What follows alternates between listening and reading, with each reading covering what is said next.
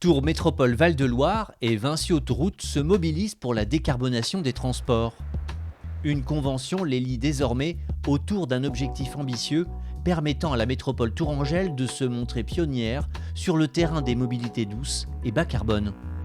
Ça fait maintenant quelques années que l'on travaille autour de ce projet et cette convention, c'est l'aboutissement, c'est celui vraiment de la concrétisation, mais ça a été travaillé par différentes équipes qui ont toujours voulu contribuer à comment on peut imaginer la mobilité dans la métropole tourangelle avec un temps d'avance. Il faut qu'on le garde. Et c'est pour ça que cette convention est un acte majeur pour aller plus loin demain.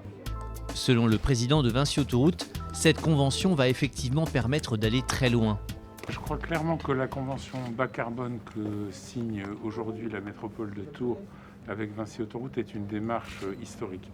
C'est une démarche historique par l'ambition, puisqu'il s'agit de s'attaquer à la décarbonation des transports. C'est une démarche historique par la méthode. C'est l'atterrissage de 5 à 10 ans de travail intense de nos équipes respectives pour coordonner un ensemble de démarches et un ensemble d'approches qui ont pour principe et pour vertu de changer le regard sur l'autoroute et de regarder la question des transports à partir des besoins, à partir des usagers, qui est complètement révolutionnaire et ce qui permet du coup de regarder les questions en termes d'intermodalité de façon beaucoup plus ambitieuse et de façon beaucoup mieux coordonnée. Si la collectivité et le concessionnaire autoroutier unissent leurs efforts, c'est en raison de l'urgence climatique. Aujourd'hui, en France, 90% des déplacements se font par la route. 85% des trajets domicile-travail se font par la route. Et donc, penser la décarbonation de la route, c'est penser la décarbonation des transports. Vous savez que les transports représentent le tiers des émissions du pays. Si on veut décarboner les transports, il faut décarboner la route.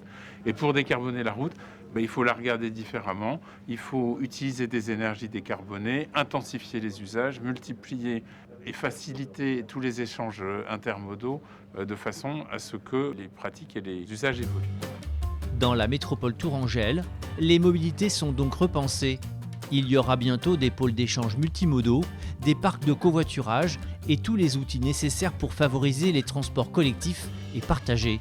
Tout cela en connexion avec le réseau autoroutier très dense sur ce territoire.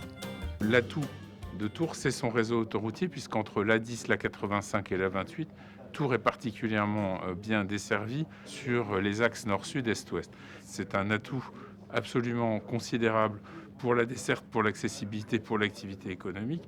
Et vouloir décarboner l'autoroute, regarder comment les usages peuvent évoluer, décarboner les énergies utilisées pour la mobilité et puis repenser la traversée de Tours de manière à en réduire les nuisances, resserrer le réseau urbain qui enjambe l'autoroute, travailler sur les échangeurs, travailler sur les franchissements, les passerelles cyclistes, et tout ça, ce sont des façons d'améliorer et d'inventer l'infrastructure du XXIe siècle. Il faut absolument toujours être en mouvement pour anticiper les besoins.